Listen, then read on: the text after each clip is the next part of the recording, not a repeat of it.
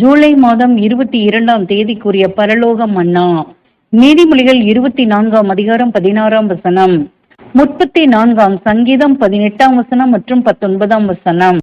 நொறுங்குண்ட இருதயம் உள்ளவர்களுக்கு கர்த்தர் சமீபமாயிருந்து நறுங்குண்ட ஆவியுள்ளவர்களை ரட்சிக்கிறார். நீதிமானுக்கு வரும் துன்பங்கள் அநேகமாயிருக்கும், கர்த்தர் அவைகள் எல்லாவற்றிலும் நின்று அவனை விடுவிப்பார். நீதிமான் 7 தரம் விழுந்தாலும் திரும்பவும் எழுந்திருப்பான். வசனங்களுக்குரிய விளக்கம். சில சந்தர்ப்பங்களில் நாம் தவறான பாதையில் செல்லும் போது இதனால் பல ஏமாற்றங்களையும் பல துன்பங்களையும் அடைய நேரிடும்.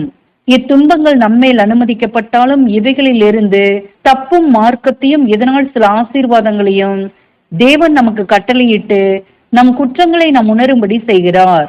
இதன் மூலம் எதிர்காலத்தில் நாம் எச்சரிக்கப்பட்டு முழு ஊக்கத்தோடும் விழிப்போடும் விசுவாசத்தோடும் ஊழியம் செய்ய நடத்தப்படுகிறோம். இவ்விதம் நீதிமானுக்கு ஏற்படும் சில தவறுகளினால் சிற்றையை பெற்று இவைகள் படிக்கல்லை போல் சத்திய மார்க்கத்தில் முன்னேற உதவுகிறது. ஆமேன்.